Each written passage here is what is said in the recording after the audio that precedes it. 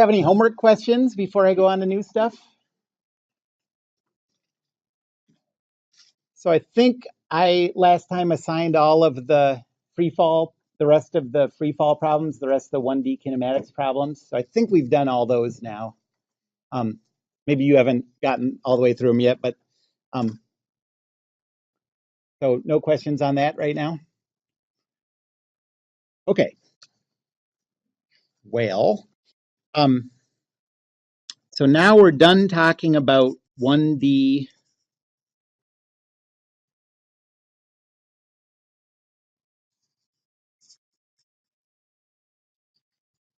kinematics.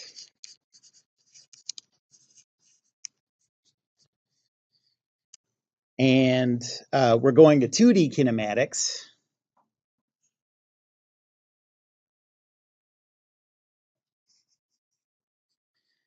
And there's a big change that happens between 1D and 2D. So now we're still talking about particles, but we're going to particle kinematics in 2D.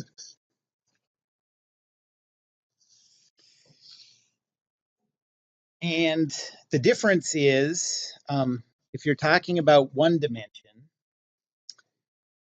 so say here's the path, and in one dimension, if you're at this location here, the particle only has two choices of where it can go. There's only two directions at any point. It can go this way or this way.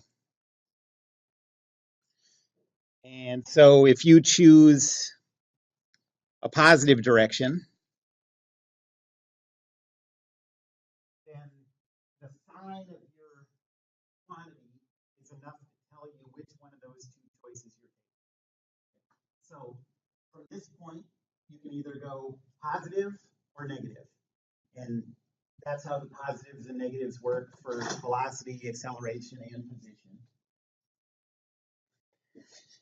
But in 2D, so the idea here is there's only two directions.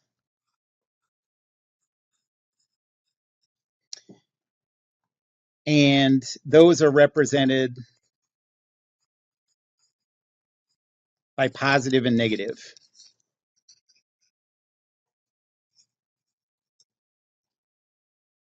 Okay, so now let's go to 2D. And a two-dimensional thing is like a screen or a page. So let's say you're at this location here. How many choices of directions do you have? Well, you can go this way or this way, but just like 1D, but you can also do all these. And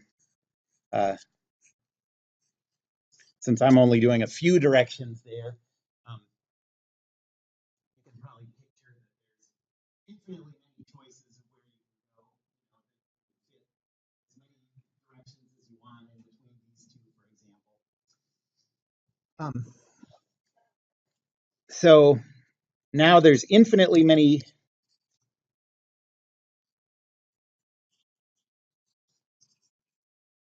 directions. And so obviously positive and negative aren't going to work anymore. There's only two of those.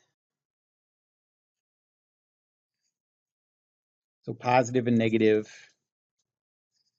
won't work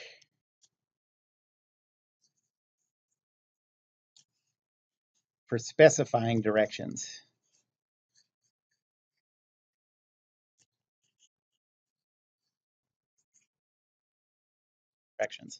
Okay, so we need a new thing to talk about directions.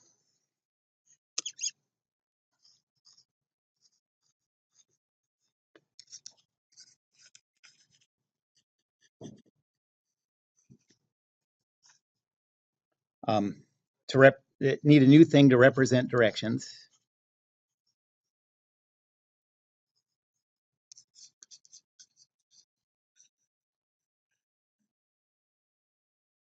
And that new thing is vectors.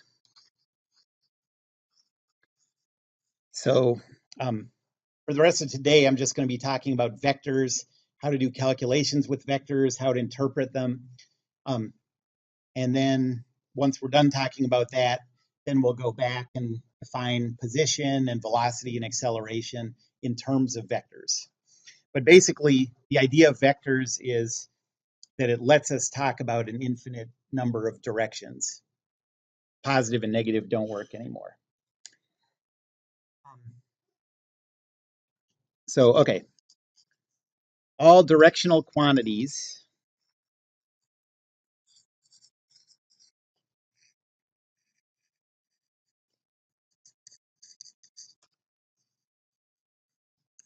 will be vectors in 2 dimensions in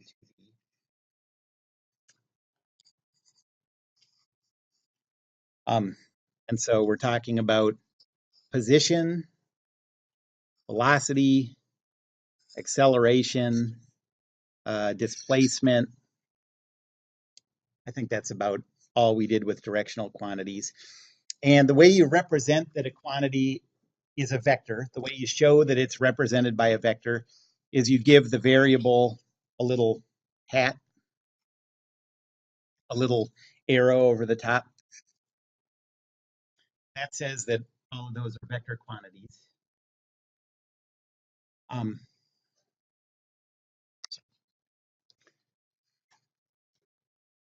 and in order to do math with vectors, we need to give a little intro to trigonometry.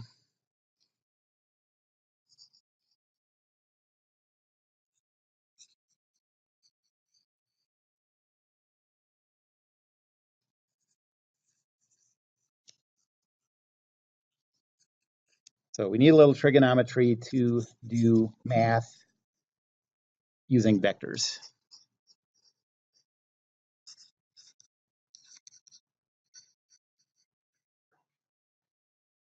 Okay. So the way you want to think of a vector is think of a vector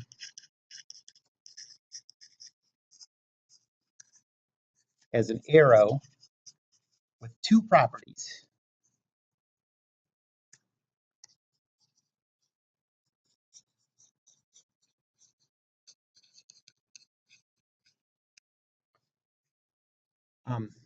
Those are a magnitude, and if you're thinking about a vector as an arrow, that magnitude represents the length of the arrow.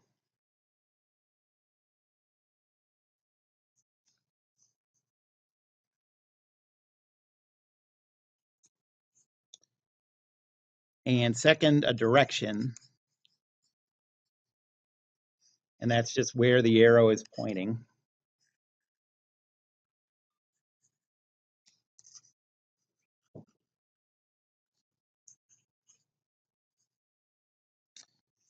And we'll represent it like straight line. That's the head of the arrow.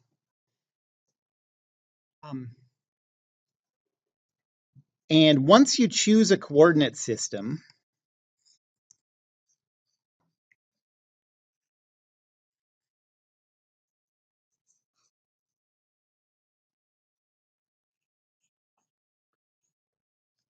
you can represent any one of these arrows as a pair of components.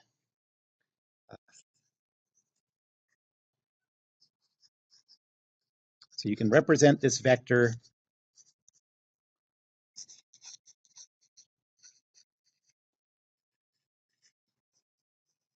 by 2 components. So let me show for the vector I drew here how that works. So if you draw a coordinate system,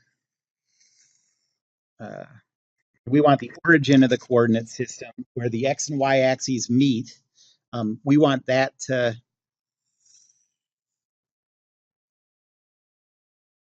be at the tail of the vector.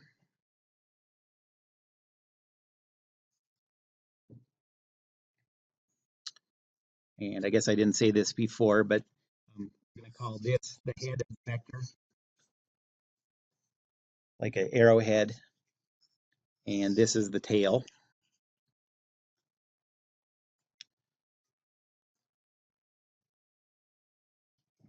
Um, and so I put the coordinate system, and we have an x-axis and a y-axis. I put the origin at the tail of the vector, and then we can break up this vector into a component that's parallel to the x-axis,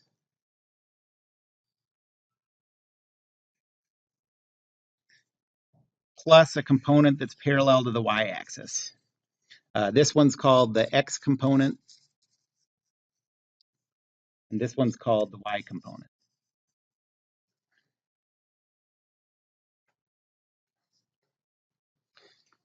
And you can think of this as like these two components.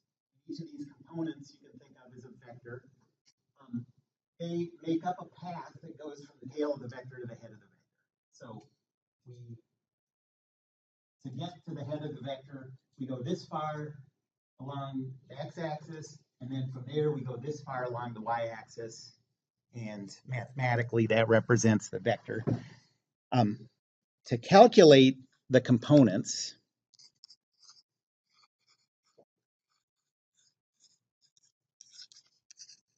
so to calculate the vector components,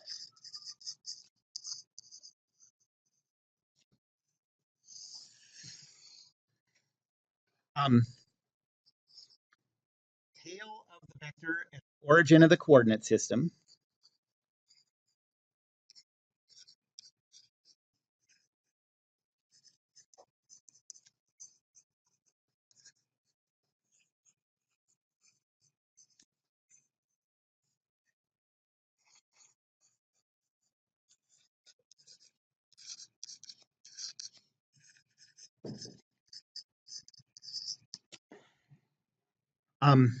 then second, determine the counterclockwise angle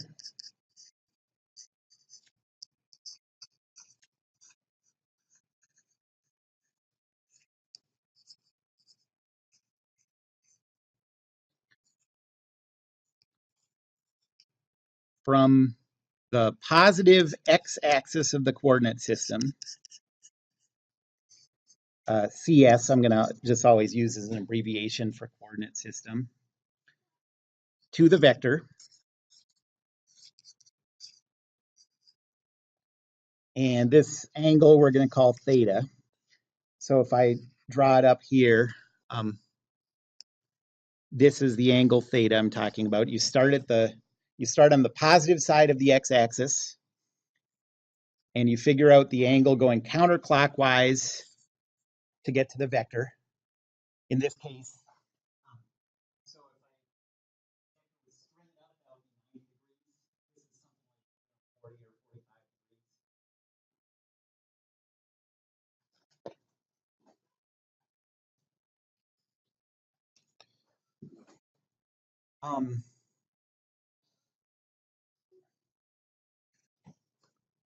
degrees.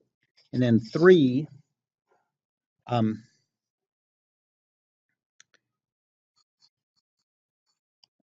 then the x component of the vector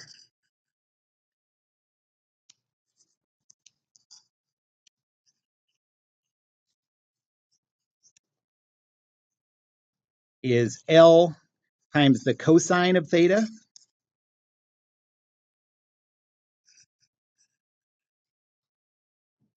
And the y component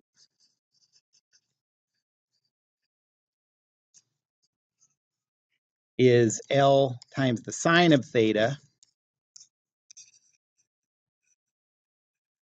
where L is the length of the vector.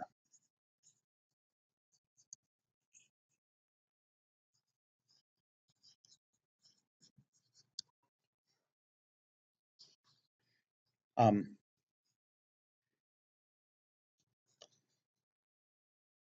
Now, to use those components to write this in a vector form, uh,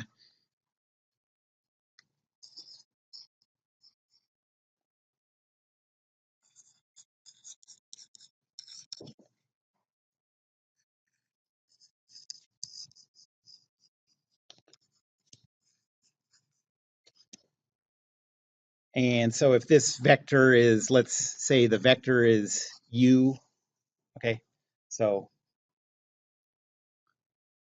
imagine this is the vector we're calling u, and it has an arrow over the top because it's a vector quantity. We'll write this as u is equal to L cosine theta. That's the x component. And then underneath it, L sine theta.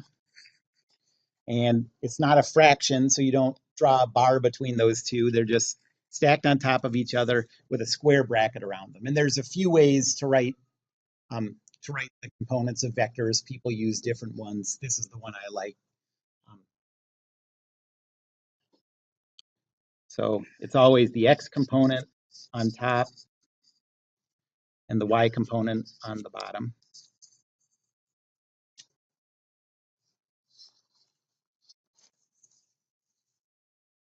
Okay, so let's do an example.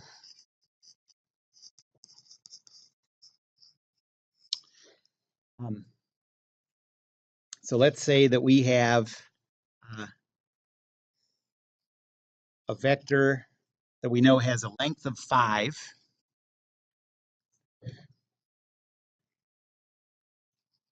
Okay, so the length of this thing is 5. And let's say that we know it makes an angle of 45 degrees with the vertical.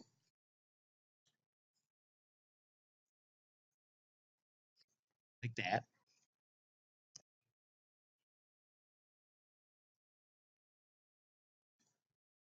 And we want to know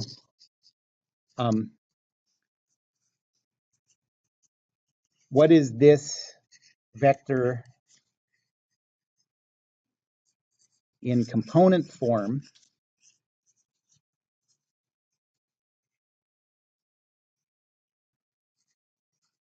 for. We're going to do this calculation for 2 different coordinate systems. The first one is the one that we're the most used to. And when you've done plotting points and stuff in math classes, I think for most of you, you've probably only used a coordinate system that looked like this. But you can actually rotate coordinate systems into a lot of different orientations. And so let's say now that we rotate it into, so we'll represent it in a coordinate system like this, where that's the x-axis, that's the y-axis, and these make an angle of 45 degrees with horizontal.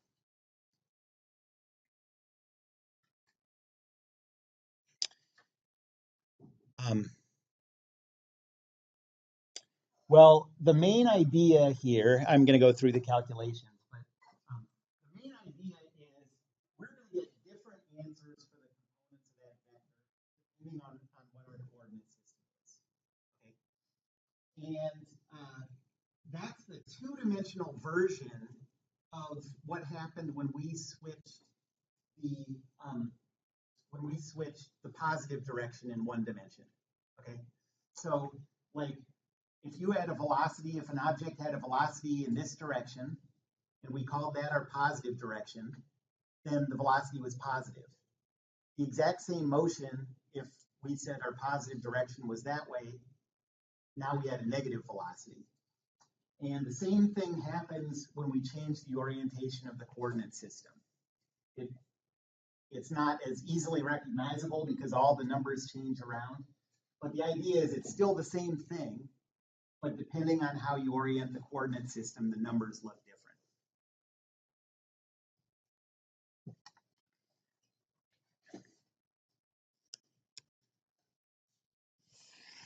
Okay, so first let's do A. So I'll draw the coordinate system. Draw it in green. Okay, so there's the coordinate system. And to calculate the vector components, we want to put the tail of the vector at the origin of the coordinate system. So it's like this.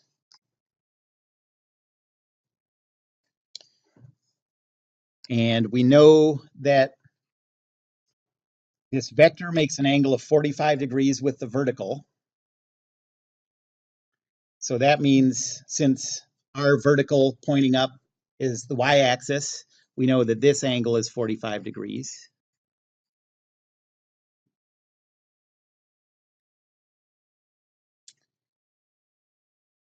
And so the angle we want is this.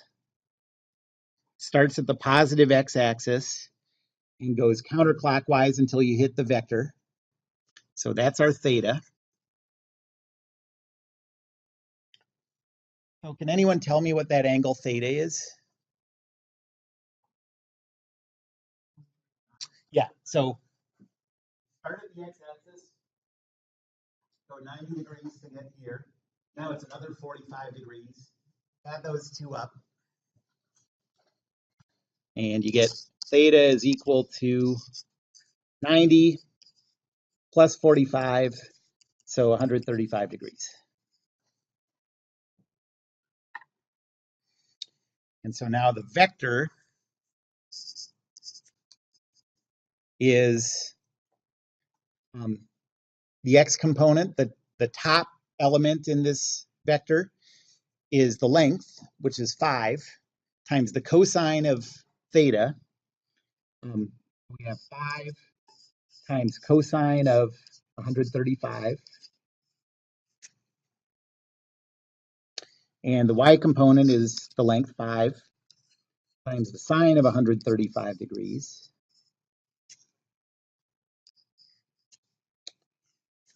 And plug that into your calculator.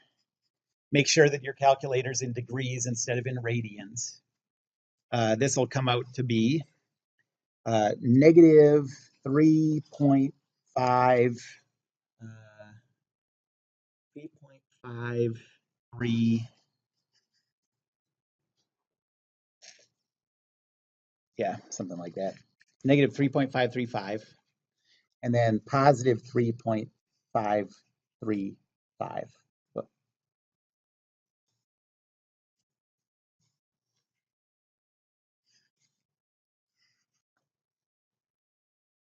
Okay, so what does this mean?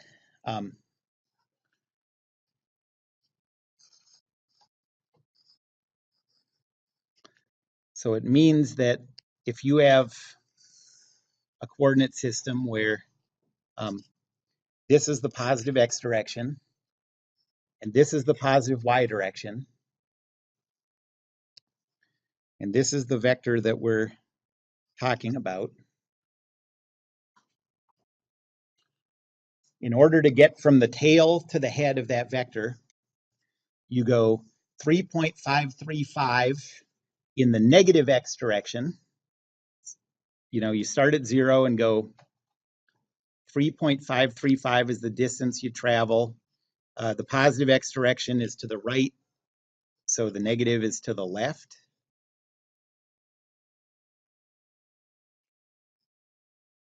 And then from that point, you go parallel to the y-axis, 3.535 in the positive y direction.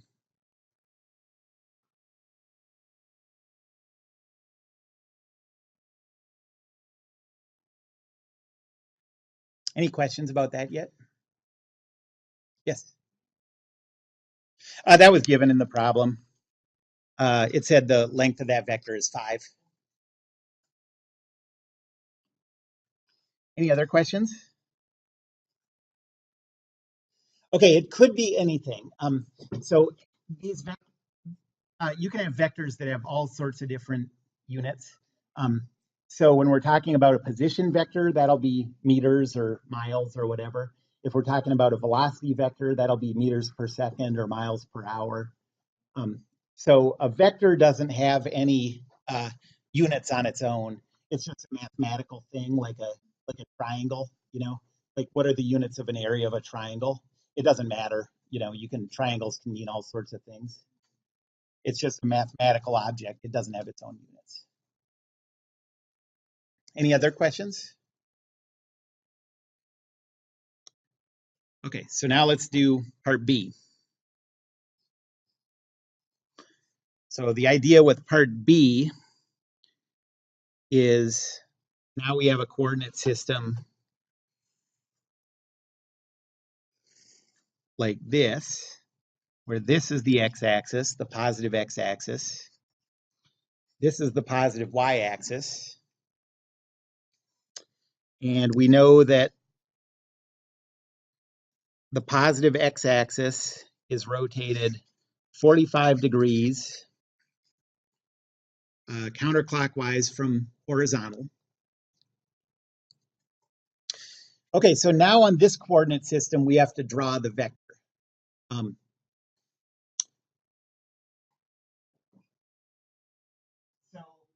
this coordinate system, how would that vector lie? So the vector doesn't change its orientation. That's a mathematical thing that's fixed in space. So if we just took this and moved it down to that coordinate system, where would it lie on here?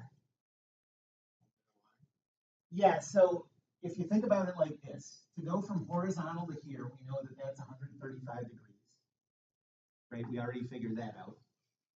To go from this horizontal, that blue dotted line, to the positive y-axis is 45 plus 90, so that's also 135 degrees. And so the vector would just lie right along the y-axis.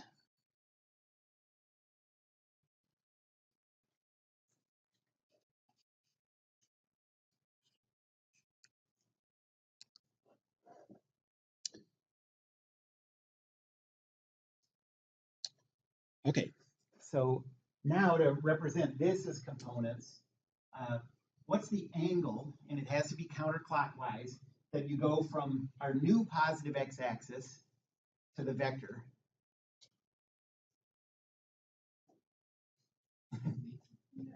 90, yep. So you start here, it's 90 degrees to get there. So our theta is 90 degrees in this case.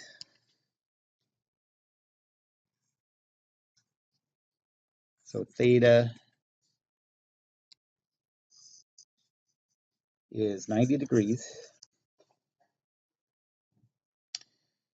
And so in component form, vector u is, the length of the vector is still 5.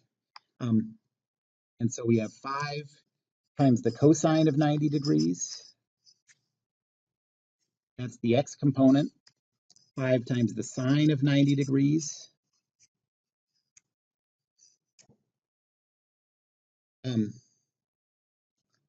And for now, like, we haven't talked about the meaning of sine and cosine or anything, but if you plug this into your calculator and your calculator's in degrees, cosine of 90 degrees gives you 0. And so these components come out to be 0 for the x component. Sine of 90 degrees is 1. So 5 times 1 is 5. And so in this coordinate system, the components of that vector are 0, 5. Yep. To do what? With the rotated coordinate system? Let me think when we'll do that.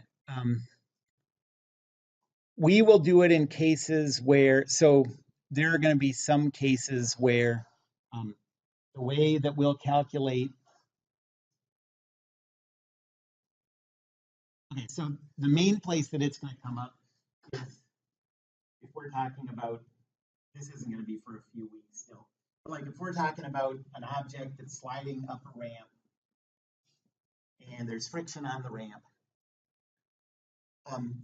the friction force, the force that friction applies to that box is parallel to the surface. The pushing force that the ground applies to keep the box from like sinking into the ground is perpendicular. and there's a relationship between those two. And it ends up that the calculations are a lot easier to do if you have your coordinate system lined up so that each one of those is its own component. So I guess that's maybe a little more detail than you need, but the answer is there's going to be problems that are going to be easier to do if we use a funky coordinate system.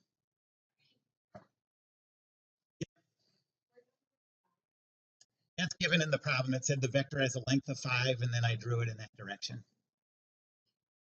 Don't believe me? Look, 5. Okay, told you. The 90 degree, so the X and Y axes are always 90 degrees apart. So the 90 is built into what the coordinate system is. The 45 was given in the problem.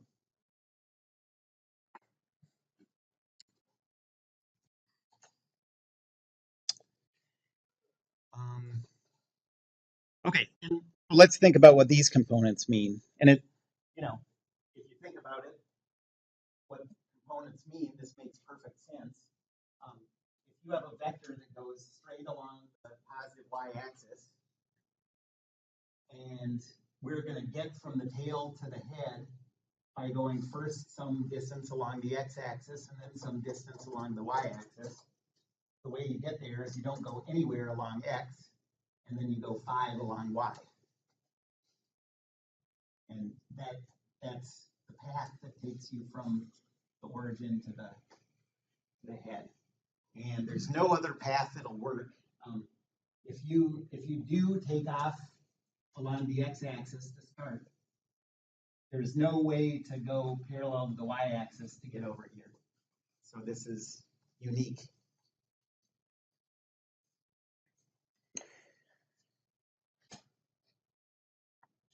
Okay. Yes.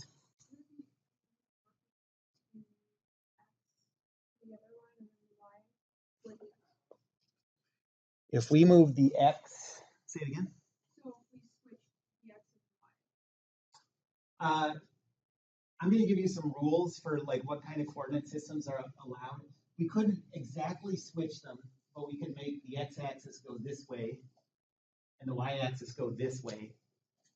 I guess I'm going to say this again in your notes later, but we're only going to allow rotated versions of the coordinate system you're used to, not flipped versions. So if you put x here and y here, there's no way to rotate this one to make it so that won't work. But yeah, we could move it so the x-axis is aligned with that vector. What if someone on the line below it, Mm-hmm. and then the y was where the x is? Yep, that could be.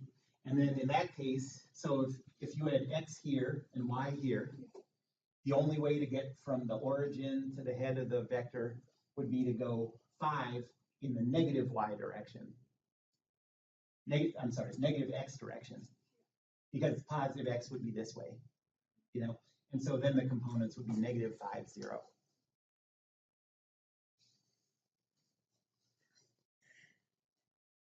So here are a few things to notice about vector components.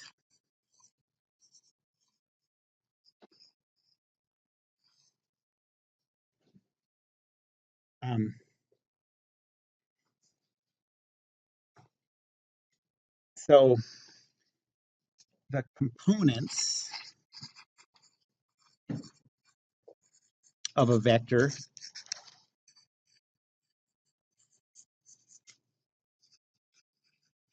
are the coordinates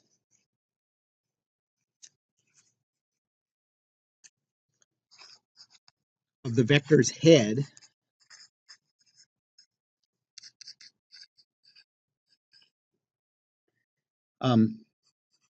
if the vector's tail is at the origin.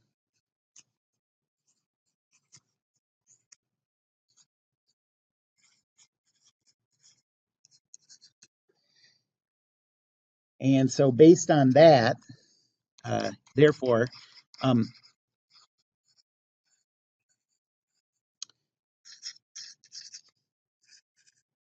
you can always sanity check the signs of your components.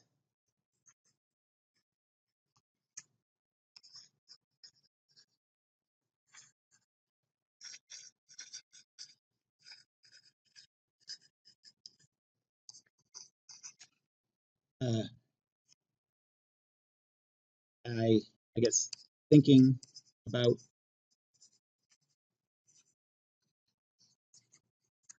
the quadrant.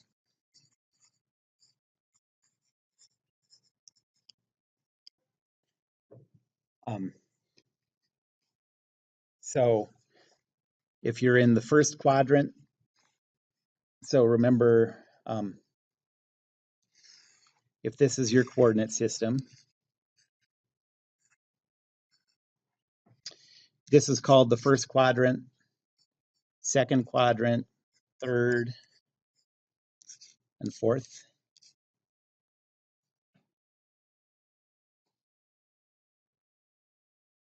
And so if you put the tail of your vector at the origin, if the head is in the first quadrant, so say the head is over here, okay, with the tail at the origin, is the x component going to be positive or negative? Positive, and the y component? Positive, yep. So in this one, you have x positive and y positive. If the head's in the second quadrant, is x positive or negative? Negative, and y? Positive. In the third quadrant, x, negative, y? Yep, negative. And in the fourth, x, positive, y? Negative, exactly.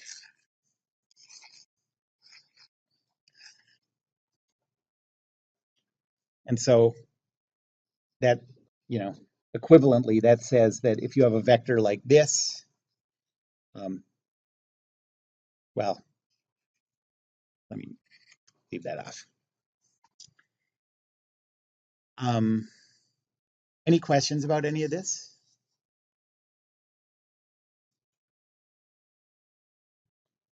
Okay.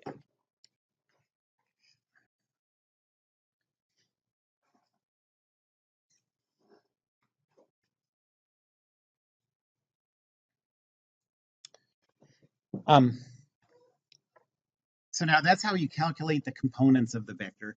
Once you have a vector expressed in component form,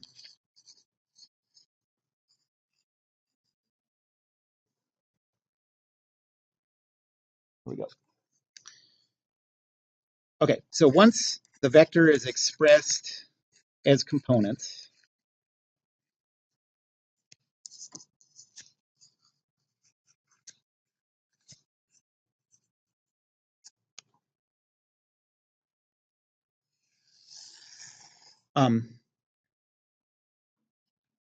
you can do calculations.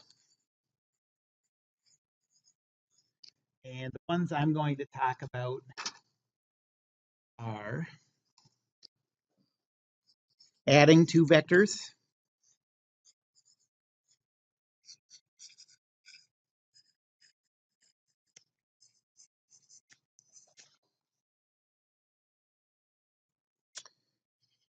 multiplying a vector by a number,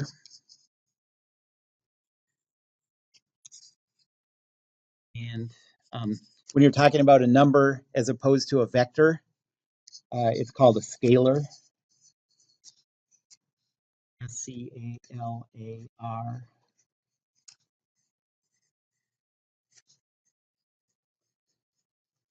And then if you only have the vector components and you want to know what the vector's length is, that's calculating the magnitude of the vector. And we can do that.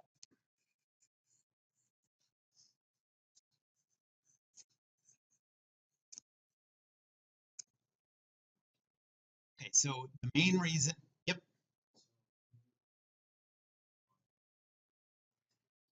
Yeah, so you can think of it as doing it like step by step.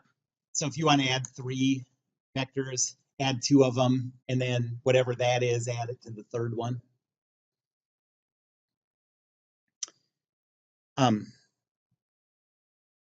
So the reason that we take the step of representing vectors in component form is because these calculations are easier to do if the vectors are in components. Well, not the magnitude, but the other 2 are easier.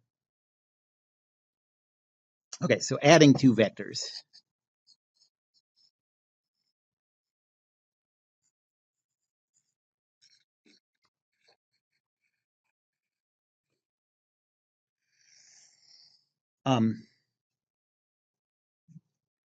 So if you have a vector,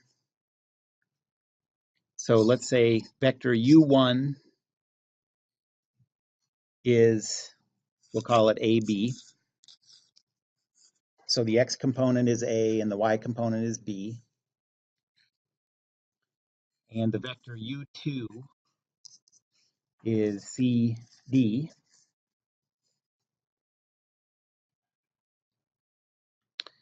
Then AB plus CD is equal to x component of A plus C. So you just add up the 2 x components. And the y component is B plus D.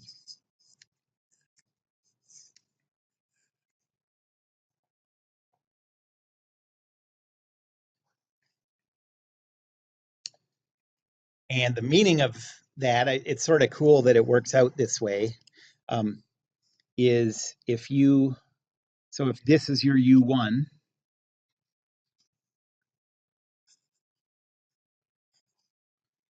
and you're adding that to a vector U2,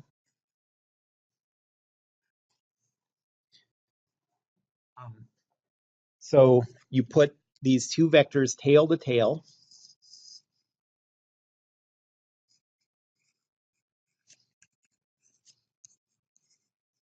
and it doesn't matter which order you do, just like it doesn't matter which way you write this, the CD over here, because C plus A is the same as A plus C, so the order doesn't matter.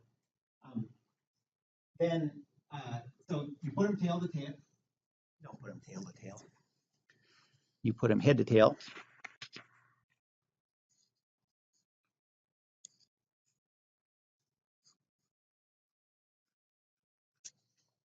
Okay, so you put the head of one at the tail of the other one, and that leaves the tail of one of them with nothing attached to it, and the head of the other one with nothing attached to it. I'm going to call that the free tail and the free head. Okay. Then the sum of those 2 vectors is the vector that goes, has its tail at the free tail and its head at the free head.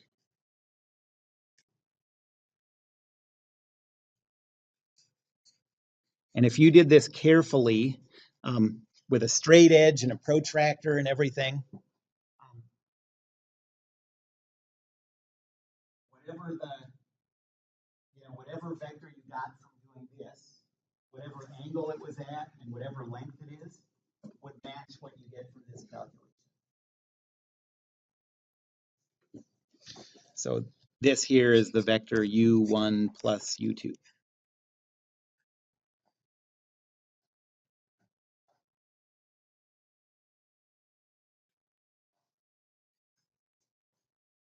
Okay, so this, the sum is the vector that goes from the free tail to the free head.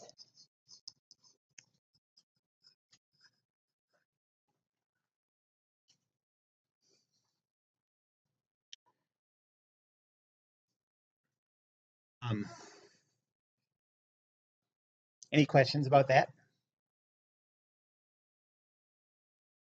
Okay, so the next calculation that we're going to do is to multiply a vector by a scalar.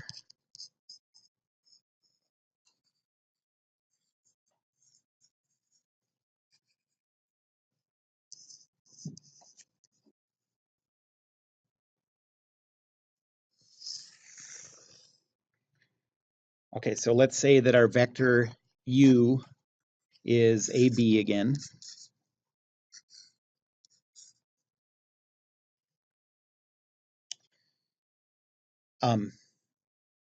Then C times the vector AB times that vector u has an x component of CA and a y component of CB. Okay, so you just multiply each of the components by the number to multiply the vector by that number. That also has a sort of a physical meaning, graphical meaning. Um, and you can think about it, well, I'll call this the graphical meaning.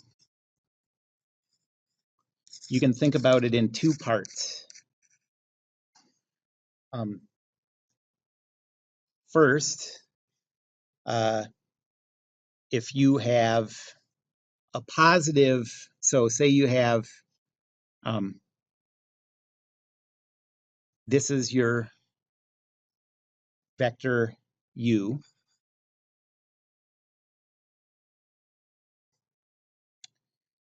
and let's say that you want to multiply it by a positive number like 2.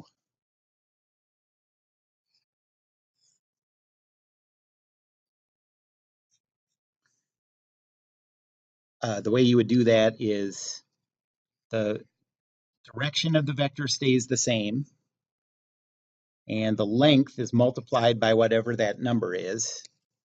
And so you get a vector like this. So that's your vector 2u. Same direction, but twice as long.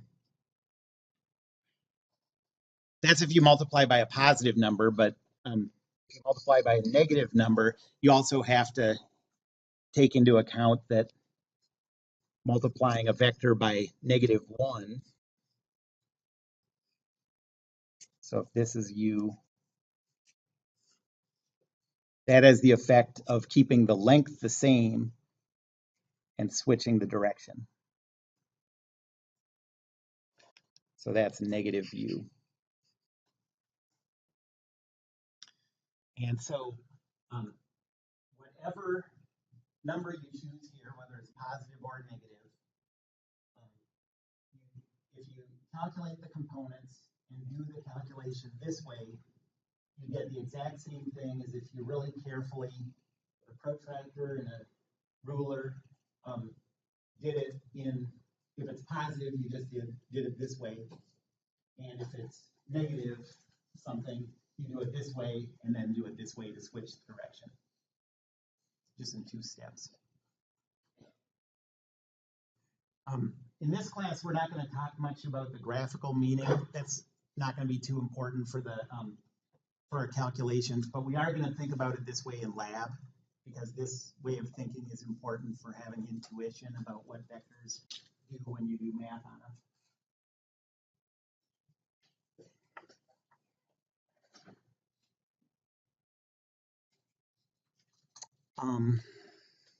Okay, so let me do an example.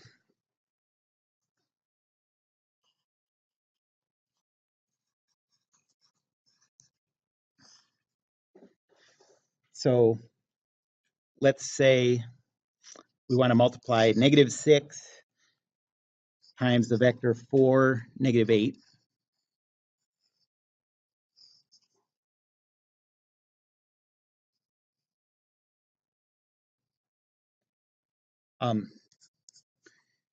That's equal to -6 times 4, so -24 for the x component, and 2 negatives, so +48 for the y component.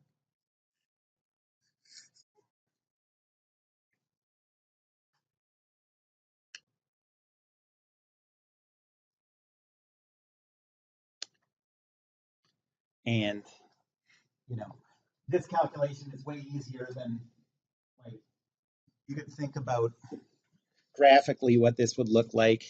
Um, if here's your coordinate system,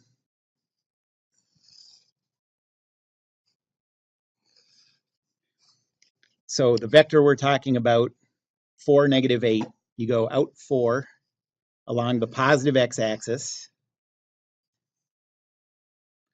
and then you go down 8, because that's the negative y-axis.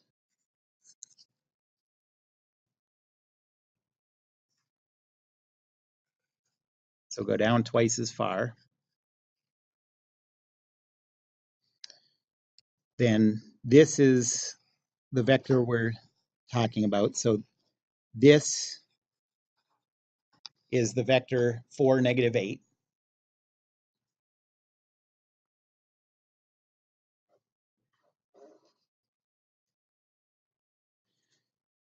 And it makes sense with those signs because it's in the fourth quadrant, um, and it has a positive x and a negative y. Now, graphically, to multiply by -6, you make it 6 times as long, and then the negative would flip it, so it would be exactly the opposite direction. And now um, you'd have it pointing in the second quadrant, so it would have a negative x and a positive y, and that's what we got.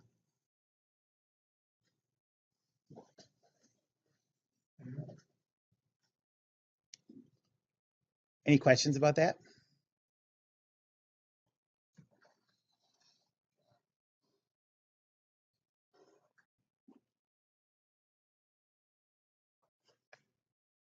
Okay, and then the last calculation that we're going to do is to calculate the magnitude of a vector.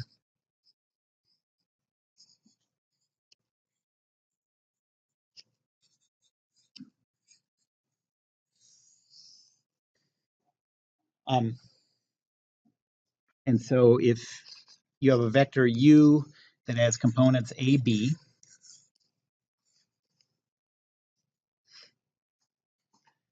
then the magnitude of that vector, you write it as the absolute value.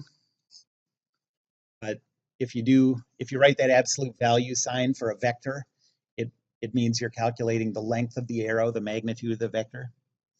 And it's calculated as the square root of a squared plus b squared.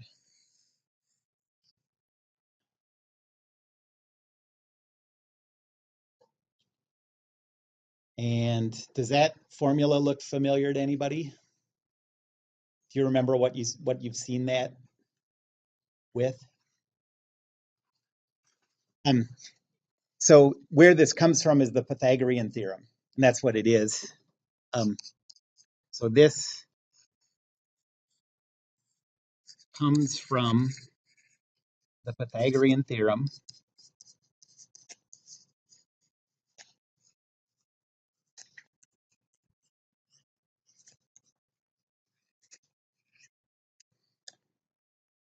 which says if you have a right triangle,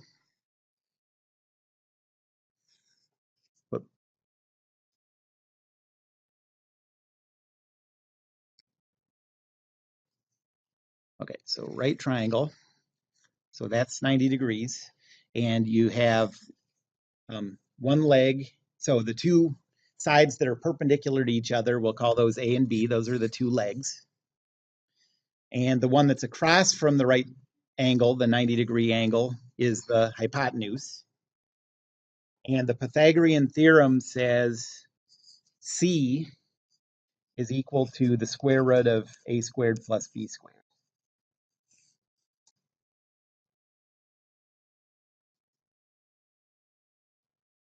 And so if you think of it in terms of vectors, just think of the hypotenuse being a vector. It has a length that's equal to the vector's magnitude. And if you break it up into components, the lengths of those components make a right triangle.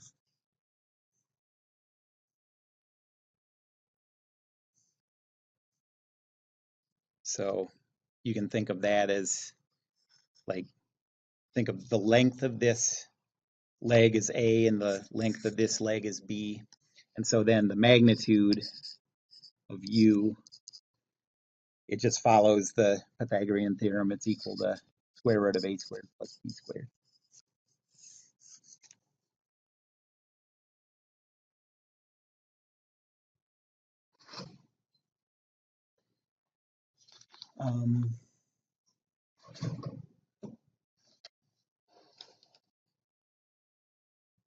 Okay, let's do an example.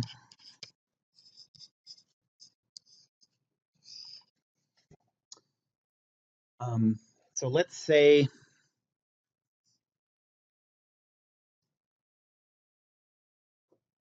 our vector makes an angle of 40 degrees with this vertical. And let's say it has a length of 10.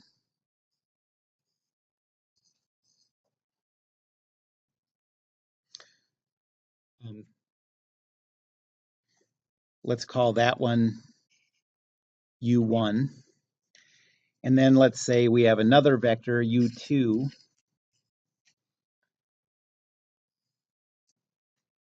that is this direction, just perfectly horizontal, and it has a length of 2.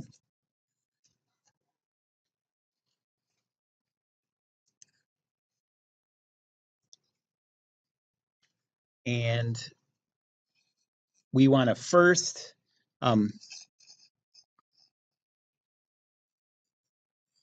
calculate U1 and U2 in vector components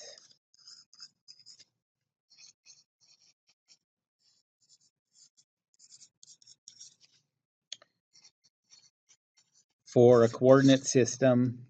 Let's just start with the standard coordinate system.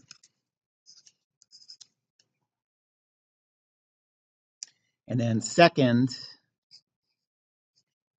let's say that we want to go figure out what we want to calculate 2 times U1 plus 3 times U2.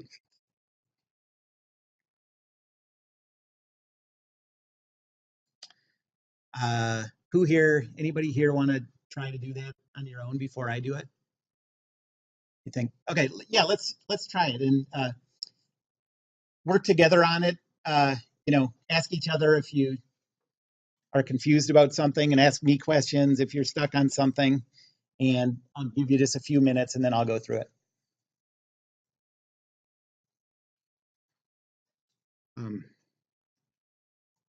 So the first one,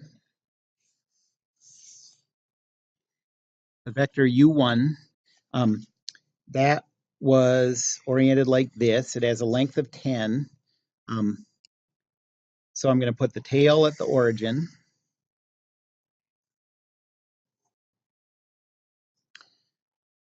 There's the positive x-axis. There's the positive y-axis. And we know that this angle is 40 degrees. So to go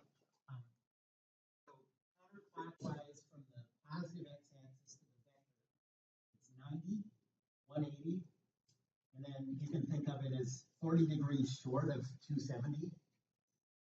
So 270 minus 40, so 230. Also, you can go clockwise if you call it negative, and it works the same way. So negative 90, negative 130. So cosine and sine of negative 130 is the same as cosine and sine of positive 230. Okay, so theta is equal to 230. The length is 10, so this vector u1 is 10 times the cosine of 230, 10 times the sine of 230, and so I think that should be negative 6.3. -0.43, -7.66.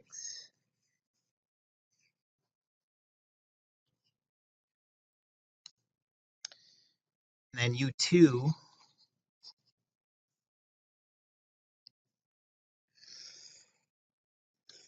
so there's the coordinate system.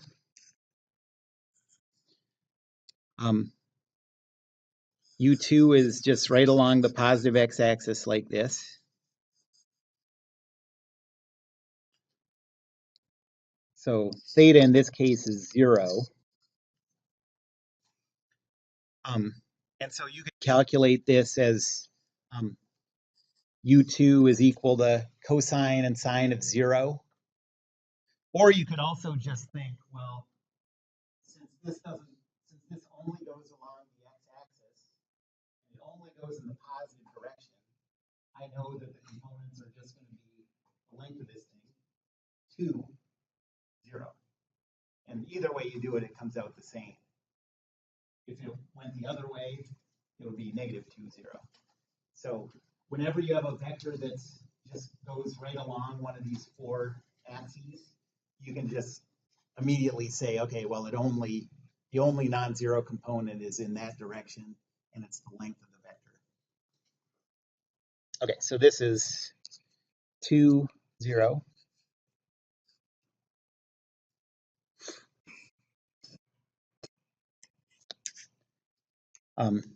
So 3 times U1.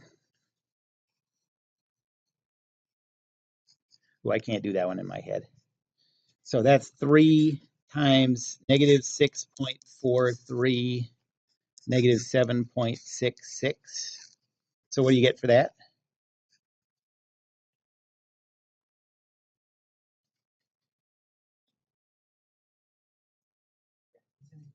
Oh, I don't remember. Where did I put it? Oh, yeah, sorry.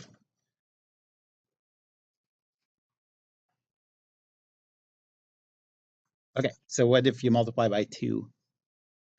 Ooh, that I can do in my head. -12.86. And this one is -15.32. Say 2. And then 3 times U2. That's 3 times 2, 0. So that's 6, 0. And so then put those together. 2U1 plus 3U2 is equal to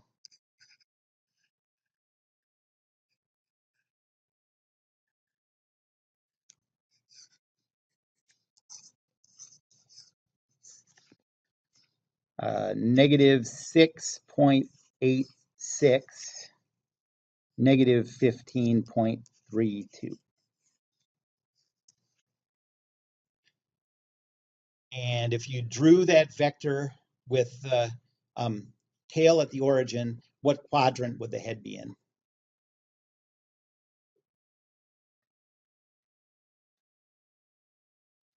So remember that the vector components are the coordinates of the head. So what quadrant has coordinates that are both negative? Third. Yep. And so you know this vector would be oriented like this, something like that.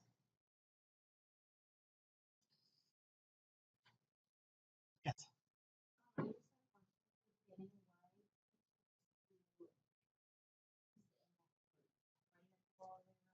Because you have to start at the positive x-axis and go counterclockwise. Signs would be different. The plus minus signs would be different. So that's another way you could do it is to, and I'm not really going to talk about this way. What? Yes. So yes, that's the thing that most people do when they're trying to figure this stuff out. Like once you get used to it, most people would just use the 40, like you're saying, and then just do the plus minus based on the quadrant.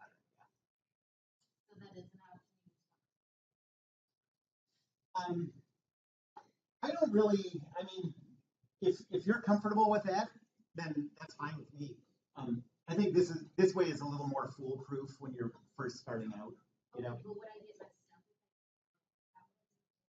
Um, right.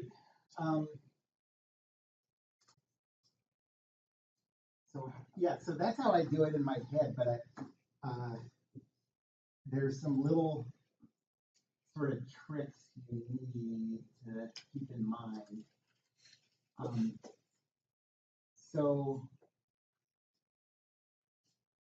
if you, okay, so yes, if you always, so whatever that angle is measured from, okay, if you think of that as the x-axis. So in this case, like that 40 is from the y-axis.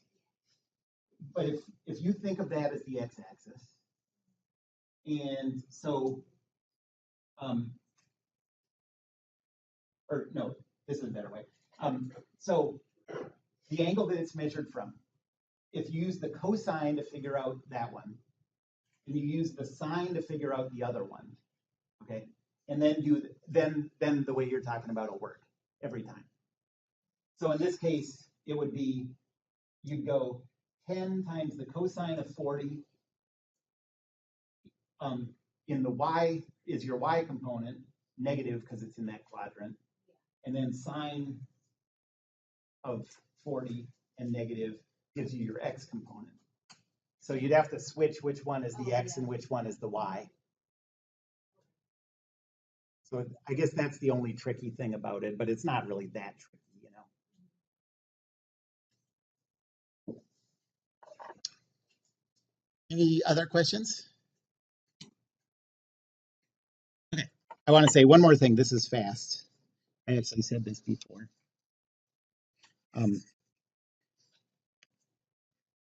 So what coordinate systems are allowable?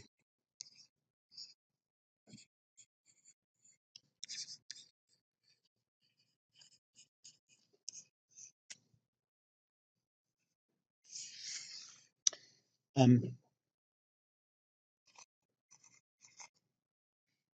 any rotated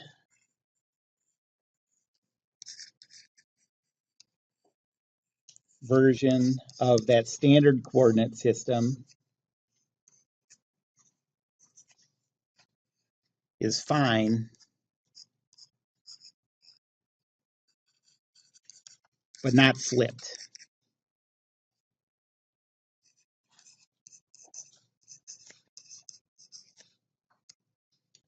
So for example,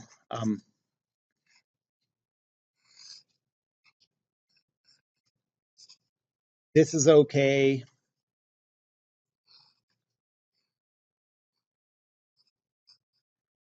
This is okay, but like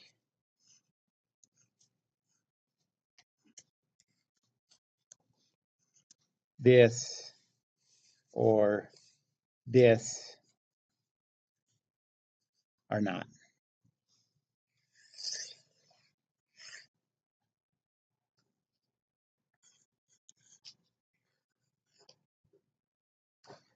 Because no matter how you rotate this original coordinate system, you can't end up with this unless you flip it at some point. Okay, but you can start with this and just rotate your hands if you're flexible, and you can get both of those.